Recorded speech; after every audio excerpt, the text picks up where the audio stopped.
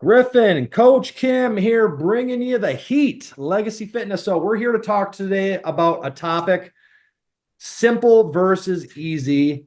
They kind of blend together, but they're very, very different. And today we're going to hit on the differences, I think, just in mindset and approach, and creating something that's sustainable. So Coach Kim, Yep. you came to me with this topic. This is something that you're hearing from the men and women in our group that we're working with, where there's some confusion on all this. So when you hear simple versus easy, what are some of the things that immediately come to your mind?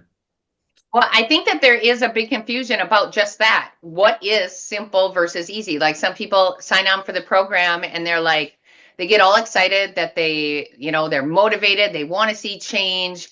And because they paid a price or they signed on, they're like, oh, cool. Because they're going to lay out this plan, it means it's going to be super simple and easy for me. They combine those two words and they're very, very different. Simple means I'm going to give you the tools that you need to be successful.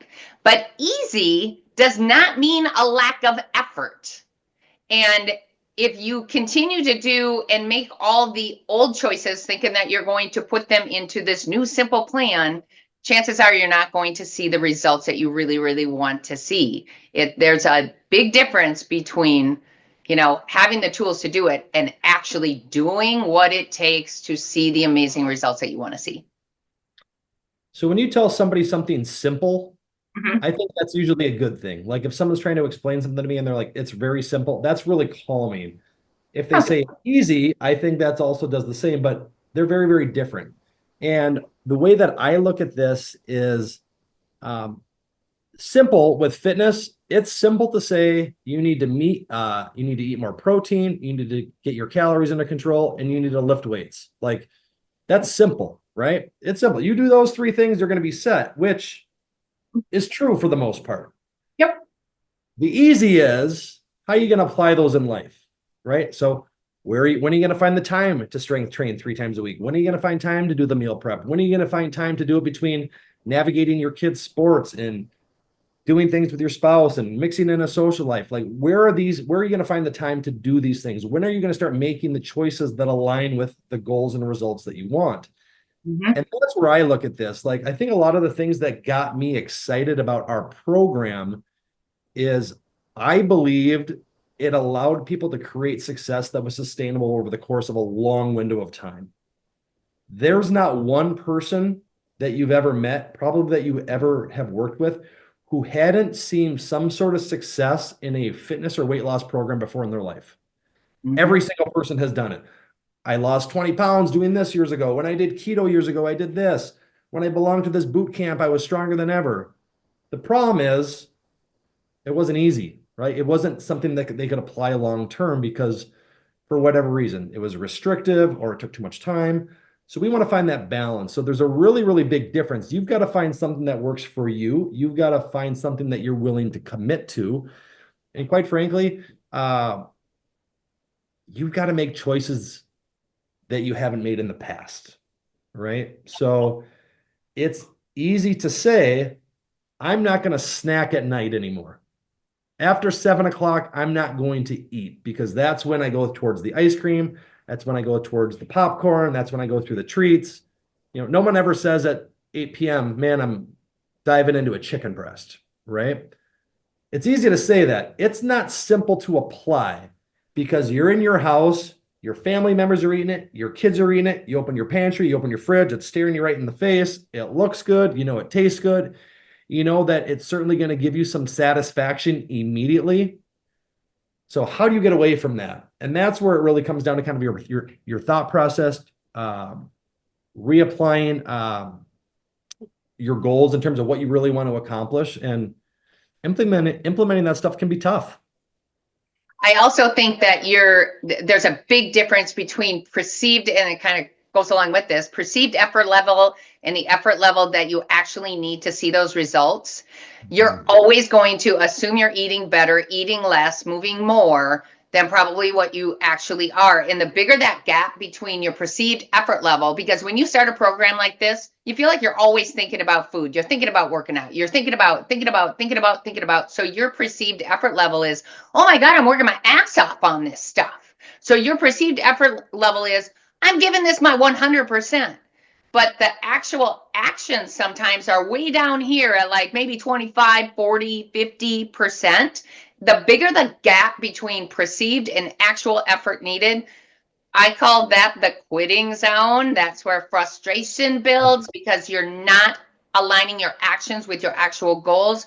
Photographs aren't changing, scale isn't changing. If those two things are not changing, can be one or the other that shows progress. But if both of them aren't changing, chances are you've either just found another comfort zone and you're just circling around, or it could be that you're gaining and losing the same 3 to 5 pounds, which can get really, really frustrating. And eventually you will talk yourself into the fact that you're like, this program doesn't work for me, which is BS because we have all the Mythbusters out there. But aligning your actions with your goals and actually knowing, hey, this is going to take some effort. There is not anything easy about this. If there was, you'd be walking around like a chiseled person, and we wouldn't have the United States that the majority of people are carrying around some extra weight. Well, it's a way to look at, very, very few people look good. You know, I know a lot of people see people in our gym and they're like, she's in great shape, he's in great shape, she's in great shape. That's the 1%, right? You're hanging out in a place that people are making a conscious choice every day, every week to improve their health. But if you get outside these four walls and you start seeing, you go to the Mall of America, walk around, go out to eat, just go to a park during the summer and you look at people, every single person is darn near out of shape.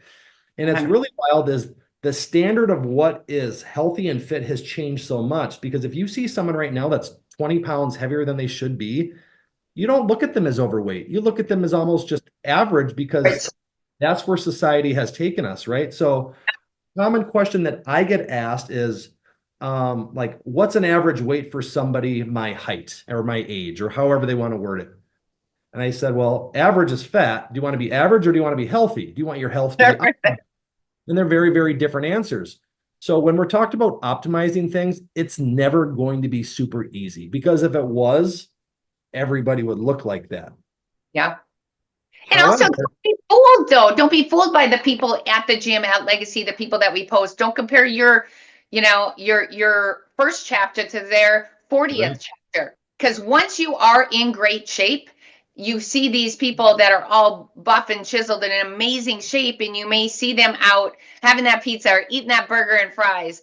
I guarantee you they're not doing that all the time to get there or to stay there. I would say 75 to 80% of the time, these people are on. They are on. You see that highlight reel. Don't compare your back reel to somebody else's highlight reel, because what it takes to get there is more effort than it does to stay there. It's very natural to compare your worst to somebody else's best. Everybody's going to be their biggest critic, right? So that's why having a coach is so important, because, you know, how many people have you worked with that are frustrated with the scale, and then you show them a side by side by their picture and they're like, holy shit, like those are really, really good results. Yeah. And they don't want to take those pictures. Leanne is what gal said. She's like, oh my God, I'm glad that you kindly forced me, or, and I'm like, yeah, it's huge. What you said really, when people are walking in here or I'm connecting with people, one of the most powerful things that I can speak of is just kind of my personal story. Like, there was a time when I really struggled, when I was fat, when I was making bad decision after bad decision that was pushing my health backwards. And when I can connect with people and just tell them my story and where I've come and the progress that I've made, and that was kind of the catalyst for us starting this lifestyle program, is my personal, like, you and I, we had a nutrition program here that was very raw. It wasn't fine-tuned. And when we started applying the approach that I had learned to our clients, that's when things started to skyrocket. But people build their belief oftentimes off of other people's belief, right? And so when they see where I was, when I talk about my struggles, my challenges, and I talk about the process was simple. I'm going to start tracking my food. I'm going to take my workouts to the next level. I'm going to check in with a coach every single week. I'm going to listen to their feedback. And not only am I going to listen to it, I'm going to apply it. That is, if I tell you, hey, every week I'm going to do a check-in with you, I'm going to give you feedback. All I need you to do is implement the changes that I want you to make or stay the course. If that's, can you do that? Yeah, that sounds very simple. Now, when you get into it, It's not easy. no, but that's why it's worth it. Yeah. That's why it's worth it, because when you can take your shirt off, when I can take my shirt off in the summer and all the dads on my street are fat drinking beer, and I'm looking at these wives, looking at their husbands, and, you know, hopefully Kate's looking at me like, look at this dude, right? Or you can go to the beach and put on a swimsuit. You can put on a tank top. You can wear clothes that you've always wanted to wear or clothes that you used to fit in. Yeah. It's all worth it. But you've got to be, there's if you want to take, if you want something, you got to give. So what are you willing to give? And I think you've got to get this concept out of your head that it's going to be easy, because if it was easy, everyone looked good. And if everybody would look, if every single person looked good, we'd all just look the same and nobody would look good, because it's just, that would just be average. So yeah, that's my take on is get the thought process out that it's easy. Embrace the struggle, embrace the suck, man, and you will never look back. Remind yourself that motivation is created through doing hard things and seeing the positive results of making those hard choices. Motivation does not walk through the door. You're not going to wake up motivated to go, oh, yay, I cannot wait to track. There's nothing sexy really about tracking, about waking up early, getting the steps in, all that kind of stuff. But, you know, what you turn into, that's pretty dang sexy, you know? It's worth the work. We don't have one client that gets to the end and says, when they're looking in their mirror with that brand new body, smoking hot body, feeling great, feeling strong, feeling better than they have even in their 30s, and they may be in their 60s saying this. I've never heard one person, I know you haven't either, that says, that was too much work. I mean, it doesn't happen. Doesn't happen. They just said, man, I wish I would have done it sooner. I think another thing is being healthy and fit. It's not easy, because being unhealthy is super simple. It's super easy. It's simple. If I said, hey, here's 10 things you need to do to be out of shape and fat, eat fast food, watch Netflix, chill on the couch, don't go to the gym, don't get a gym membership. Get fast food, eat the extra piece of pizza when there's leftovers, eat off your kids' plates. Every weekend. Go to the beach, drink beer. If you're like, well, that's easy. That's what I'm doing right now, right? That's where it is. So it's not easy. I promise you it's not easy, but easy and worth it are very different, right? So the effort, the struggle, the challenge, the discipline that you can create, the shield that you can build on yourself to help push away all the things that we're trying to get rid of in our life is super important. So if you think you can just start implementing a few things and look the part of this image of you that's kind of this dream physique, you can't. You've got to give up more than you think. But that doesn't mean that your take back isn't tenfold of what you gave. 100%. Well said. All right. We'll end on that. Can't wait to connect next week, guys. Sounds good. See ya.